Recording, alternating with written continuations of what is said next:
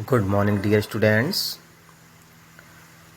Gayatri Vidya Mandir senior secondary school Sanchore के YouTube channel पे आपका एक बार फिर से स्वागत है।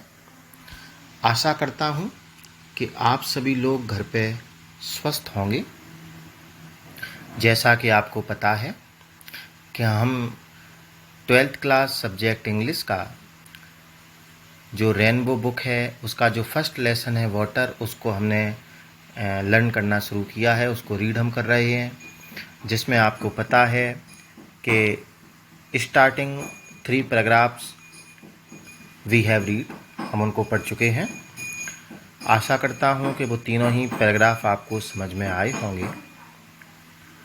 ये आपका जो 4th पैराग्राफ है, 4th पैराग्राफ का जो भी आपका वोकेबुलरी है, जो भी शब्दकोश है, ठीक है ना, वो हम पहले इसको आपसे डिस्कस कर लेते हैं।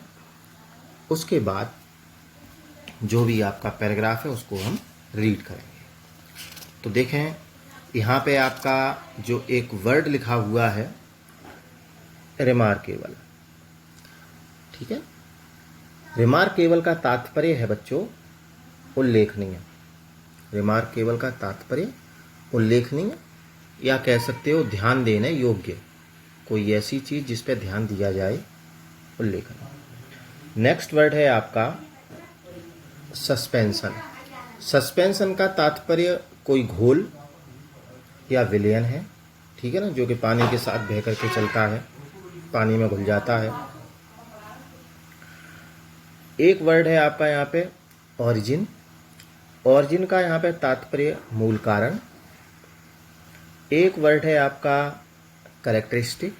एक तो होता केवल कैरेक्टर, कैरेक्टर का तात्पर्य तो चरित्र होता है, और कैरेक्टरिस्टिक का तात्पर्य होता है विशिष्ट या विशेषता भी कह सकते हो। एक यहाँ पे वर्ड है बच्चों कैचमेंट एरिया।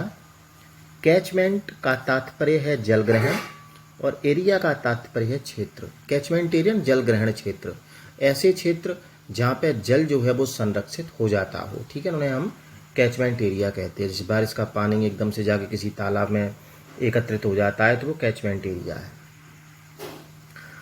नेक्स्ट आपका यहाँ दे रखा है विविड। ये आपने पिछले पैराग्राफ में भी देखा था, एक्सप्लिसिट या क्लियर कहते हैं, ठीक है, एक्सप्लिसिट या क्लियर कहेंगे। इसके अलावा एक है इनफ्लो। इनफ्लो का तात्पर्य आवक या अंतर्वाह, ठीक है ना, जो पानी का बहना होता है, जो पानी की आवक होती है, उसको हम इनफ्लो बोलते हैं, इनफ्लो। एक तात्पर्य यहाँ पे फॉलोइंग, और फॉलोइंग का तात्पर्य बाद है, और इसके लिए आप शब्द एक लिख सकते हैं आफ्टर। क्या लिख सकते हैं? आफ्टर लिख सकते हैं, ठीक है। स्विफ्टली का तात्पर्य तेजी से, रैपिडली भी कहते हैं, रैपिडली, ओके। रैपिडली का भी तात्पर्य जो है वो क्या है? तेजी से। एक वर्ड है आपका फेयरली। फेयरली का तात्पर्य यहाँ पे है पूर्ण रूप से।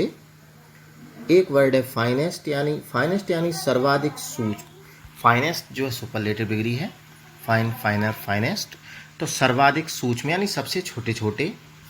और पार्टिकल्स का तात्पर्य आप जानते ही हैं, जो कण होते हैं किसी भी चीज़ के, मिट्टी के या।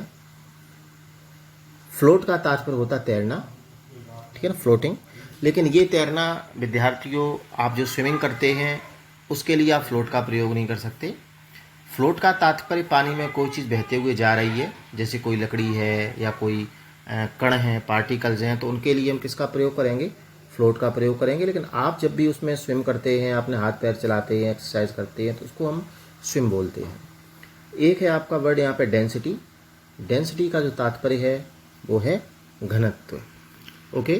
तो ये तो इसके जो भी हैं आपकी वोकैबुलरी है। लेसन आपका वाटर है, जिसके ऑथर हैं प्रोफेसर चंद्रशेखर वेंकट रमन, ओके। अब हम देखेंगे इसका जो पैराग्राफ है उसको हम लर्न करते हैं, उसको हम देखते हैं किस प्रकार से है।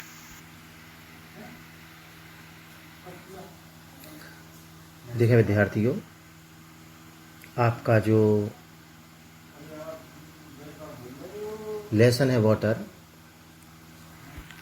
जिसके first 3 paragraph, first, second and third, ये तीनों पैराग्राफ जो हैं हमने पहले से ही सीख लिए हैं। जैसे इसमें आपका एक तो Libyan desert and valley of the Nile में एक जो क्वेश्चन बन जाता है उसको भी हमने देखा। इसमें what role do water tanks play in South Indian agriculture, कि दक्षिण भारत की एग्रीकल्चर में वो जो वाटर टैंक्स हैं वो किस प्रकार की भूमिका निभाते हैं। और एक क्वेश्चन यहाँ से बनता है कि how do the water adds to the beauty of the countryside, कि ग्रामीण क्षेत्र के सौंदर्य को किस प्रकार से जल जो है वो बढ़ाता है। तो इसके ये क्वेश्चन जो हैं हमने पहले से डिस्कस कर लिए थे। अभी हमने जो आपका ये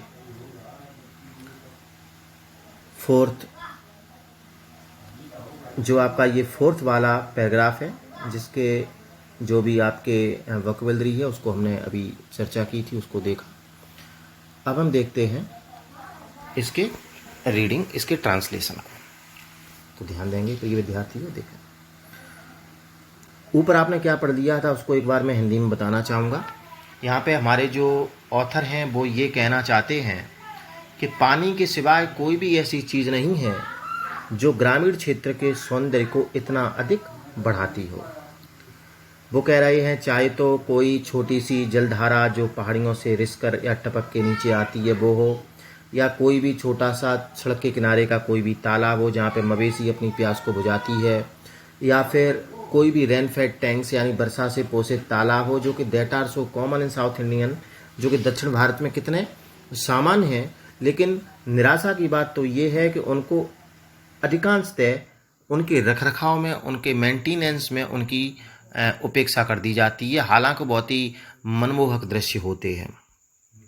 ठीक है, दे आर ऑफकोर्स सैलो, वो कैसे होते, बहुत ही छिछले, बहुत ही मतलब कम गहरे होते हैं, लेकिन कम गहरे जरूर होते हैं लेकिन फिर भी उनकी गहराई जो है वो कम स्पष्ट होती है। और कम स्पष्ट हो पाने का कारण है क्योंकि जैसी बारिश होती है, मैंने आपको बताया था, वो अपने साथ मिट्टी बहा के लाती है, और मिट्टी मटमैला पानी जो है जब वो तालाब में भर जाता है तो तालाब के अंदर, पानी के अंदर वो रोशनी नहीं पहुंच पाती है सूर्य की, जिसके कारण उसका तल जो है हमें पता नहीं चलता।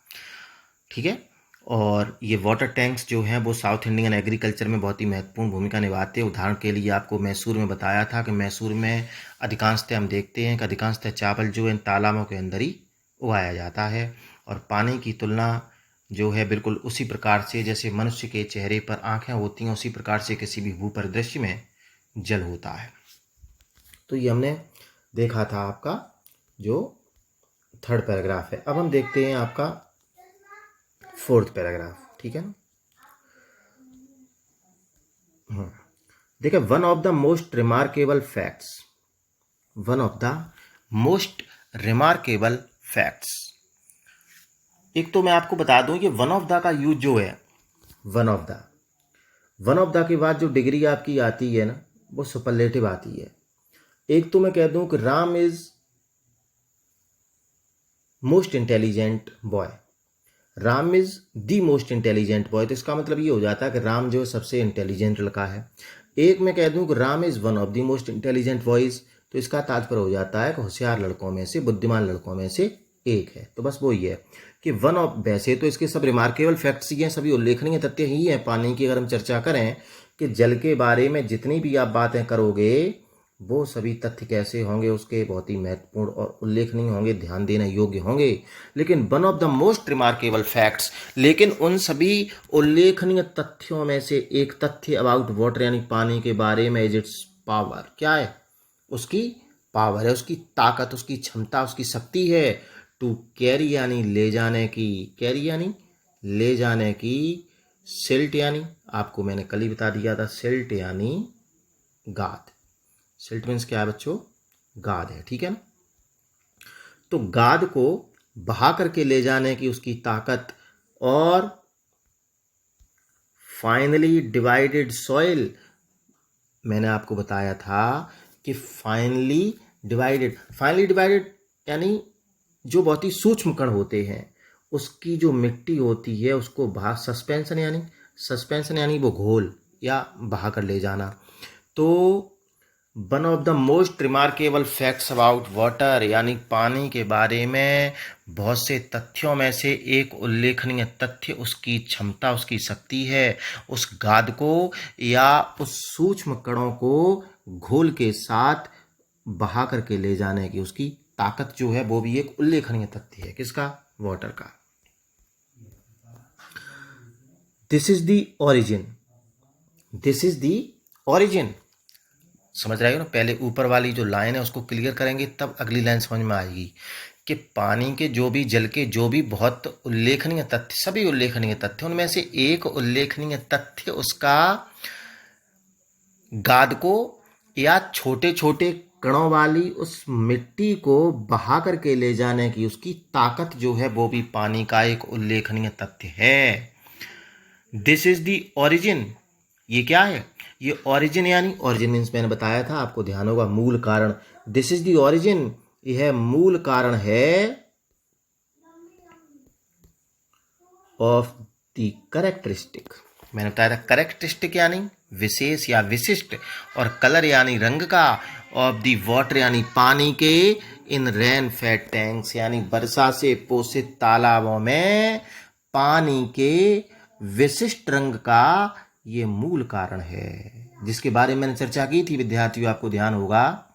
फिर से समझ लें कि पानी के जो बहुत से उल्लेखनीय तथ्य हैं उनमें से एक उल्लेखनीय तथ्य उसका है मिट्टी को, सूक्ष्म कणों वाली उस मिट्टी को या गाद को बहाकर ले जाने की उसकी ताकत। जैसी बारिश होती है तो बारिश जब होती है तो बारिश के पानी जैसी बहता है तो अपने साथ वो मिट्टी को, गाद को, सूक्ष्म कणों वाली मिट्टी को बहा करके ले जाता है, और यही इसकी ताकत जो है, दिस इज द ओरिजिन, यही मूल कारण है ऑफ द कैरेक्टरिस्टिक कलर यानी उस विशिष्ट रंग का, ऑफ द वाटर यानी पानी के रेन फेड टैंक्स यानी वर्षा से पोषित तालाब। अब जो वर्षा से पोषित हो रहा है ना, वर्षा से पोषित तालाबों के, वर्षा से पोषित तालाबों में पानी के विशिष्ट रंग का ये क्या है? मूल कारण है, क्योंकि पानी का विशिष्ट रंग होगा, और वो विशिष्ट रंग किस पे निर्भर करता है? वो विशिष्ट रंग निर्भर करता है इस क्षेत्र की मिट्टी के रंग पे, कि जैसा भी रंग यहाँ की मिट्टी का होगा उसी प्रकार का पानी जो है वो मटमैला होकर के उसी रंग का पानी यहाँ पे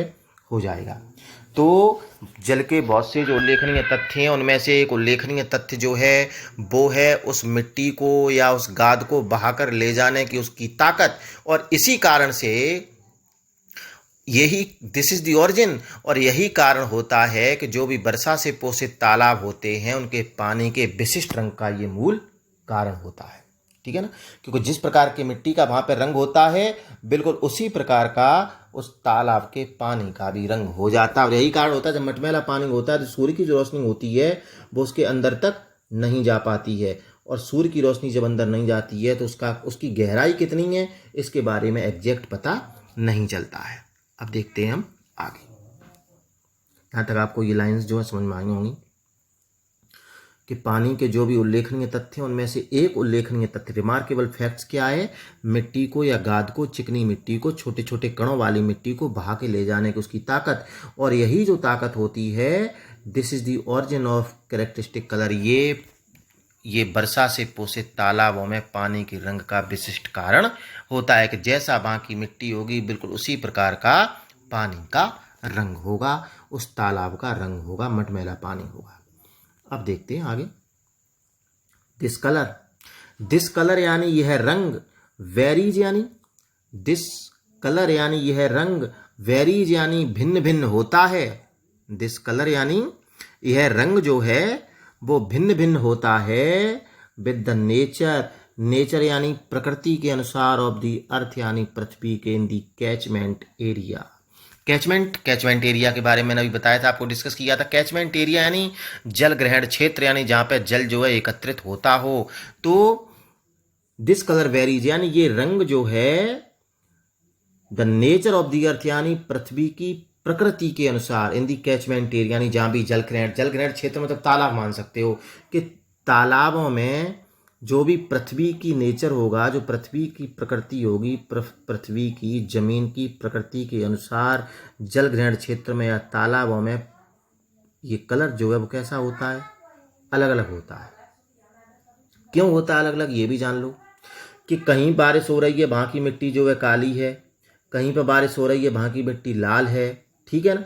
तो ये कैसे हो गया, ये डिफरेंट हो गया कि जब काली मिट्टी यहाँ पे है तो यहाँ पे तालाब का जो रंग होगा वो भी कैसा होगा, पानी का काला।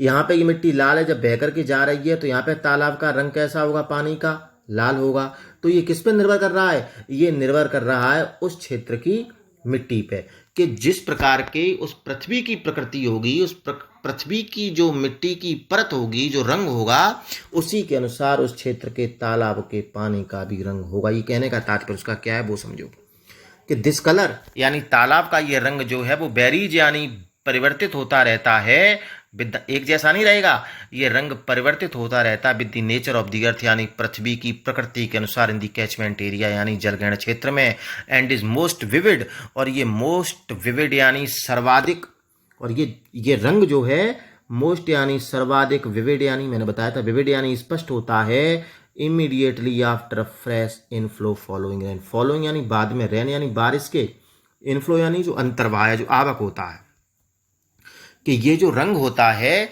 ये जैसी बारिश होती है और बारिश के तुरंत बाद, फॉलोइंग यानी बाद में, बारिश के तुरंत बाद पानी का जो आवक होती है उस पानी के आवक में ये रंग जो है वो अत्यधिक स्पष्ट होता है, ठीक है ना। फिर से समझा देते हैं कि बारिश जब होती है तो बारिश के साथ साथ वो मिट्टी जो है वो उस रंग की बह करके आई और तालाब में जैसी गिरती है तो उस समय उस मिट्टी का रंग बिल्कुल स्पष्ट रूप से देखा जा सकता है। लेकिन आप अगर चाहो कि नहीं 4 घंटे बाद, 5 घंटे बाद, 1 दिन बाद देखोगे तो उसमें क्या होता है कि जो मिट्टी के जो कण होते हैं वो तल पर बैठ जाते हैं। जब ये तल पर बैठ जाते हैं तो ऊपर पानी का रंग जो है थोड़ा सा साफ हो जाता है। तो इस रंग को स्पष्ट तुरंत तो देखा जा सकता है लेकिन कुछ समय बाद इस रंग को स्पष्ट नहीं देखा जा सकता, ठीक है ना। तो वो यहाँ पे बताने का प्रयास किया गया है कि दिस कलर ये रंग जो है बेरीज यानी भिन्न भिन्न होता है with the nature of the earth in the catchment area, जल ग्रहण क्षेत्रों में पृथ्वी की प्रकृति के अनुसार ये रंग अलग अलग होता है, एंड इज मोस्ट विविड, और ये सर्वाधिक स्पष्ट होता है immediately after fresh inflow following rain, यानी बारिश के बाद जो पानी का जो फ्रेश इनफ्लो आता है, जो ताज़ा पानी एकदम बहा करके अपने साथ जो मिट्टी को लाता है, उस दौरान इसका रंग जो स्पष्ट रूप से देखा जा सकता है। अब देखते हैं हम आगे। स्विफ्टली यानी तेजी से, फ्लोइंग वाटर तेजी से, फ्लोइंग यानी बहने वाला, वाटर यानी पानी, कैन कैरी यानी ले जा सकता है, फेयरली यानी पूर्ण रूप से, लार्ज यानी बड़े, एंड हैवी यानी भारी, पार्टिकल्स यानी कणों को, यानी तेजी से। अब पानी की जो शक्ति है, जो ताकत है, उसका तो कोई आकलन कर ही नहीं सकता है। तो इसमें बता रहा है कि तेजी से बहने वाला पानी जो है कैन कैरी फेयरली लार्ज यानी वो अपने साथ पूर्ण रूप से बड़े और भारी कणों को बहा करके ले जा सकता है। द फाइनेस्ट पार्टिकल्स, फाइनेस्ट यानी सूक्ष्म और पार्टिकल्स यानी कण, हाउएवर रिमेन फ्लोटिंग, हालांकि तेज पानी में क्या होता है कि सूक्ष्म कण जो हैं वो फ्लोट यानी तैरते रहते, रिमेन यानी एक स्त्रीम, रिमेन फ्लोटिंग यानी तैरते रहते हैं विद इन द लिक्विड यानी विद इन लिक्विड यानी जो तरल जो होता है, जो पानी होता है, उस पानी के साथ साथ, इन स्पाइट ऑफ मीन्स के बावजूद भी, देयर ग्रेटर डेंसिटी, ग्रेटर यानी उनका अधिक और डेंसिटी यानी घनत्व के कारण, अत्यधिक घनत्व के कारण भी जो सूक्ष्म कण होते हैं वो पानी में तैरते रहते हैं, एंड आर कैरीड, और उन सूक्ष्म कणों को कैरीड यानी ले जाया जाता है टू ग्रेट डिस्टेंस यानी अत्यधिक दूरी तक। क्योंकि पानी का बहाव जब तेज होता है तो पानी में तो बहुत सी चीज़ें बह जाती हैं, वो तो सूक्ष्म कण हैं, तो अत्यधिक घनत्व के कारण पानी के अंदर वो सूक्ष्म कण जो है बह करके बहुत दूर दूर तक स्थानों तक चले जाते हैं, ठीक है ना। ये जो है किसकी ताकत है, पानी की। पानी का ये एक बहुत ही उल्लेखनीय तथ्य है कि अपने साथ किसी भी गाद को या मिट्टी को बहा करके ले जा सकता है, और यही जो उसकी ताकत है, ये जितने भी तालाब होते हैं, तालाबों में जो पानी होता है, उस पानी के विशिष्ट रंग का भी ये कारण हो जाता है। और इसी कारण से प्रत्येक तालाब, जो तालाब आप देखते हैं, इसी कारण से प्रत्येक तालाब के पानी का रंग जो है पृथ्वी की प्रकृति के अनुसार कैसा होगा, डिफरेंट होता है, अलग अलग होता है। और ये रंग जो है, जैसी बारिश होती है, बारिश के तुरंत बाद बह करके आए पानी का जो तालाब में आता है, उसमें इसका रंग बिल्कुल स्पष्ट हो जाता है। और तेज़ी से बहने वाला पानी जो है अपने साथ पूर्ण रूप से बड़े और भारी पार्टिकल्स यानी कणों को बहा करके ले जा सकता है। जो सूक्ष्म कण होते हैं हालांकि रिमेन फ्लोटिंग यानी वो तैरते रहते हैं विद इन द लिक्विड यानी उस पानी में, in spite of their greater density यानी अपने अत्यधिक घनत्व के कारण, and are carry to great distance, उनको अत्यधिक दूरी तक ले जाया जाता है। तो आज विद्यार्थियों हम अपना जो पैराग्राफ है वो यहाँ तक रखेंगे। इसका जो नेक्स्ट पार्ट है इस पैराग्राफ का जो आगे का पोर्शन है हम उसको कल देखेंगे। और उम्मीद करता हूँ कि आपको ये जितना भी मैंने बताया है, आपको जो डायग्राम से समझाया है, वो निश्चित रूप से आपको समझ में आया होगा। और तब तक आप इसको पढ़ते रहें। इसके जो आगे के पैराग्राफ्स हैं उनकी वोकैबुलरी जो है आप याद करें, ठीक है ना। स्वस्थ रहें, सुरक्षित रहें। धन्यवाद।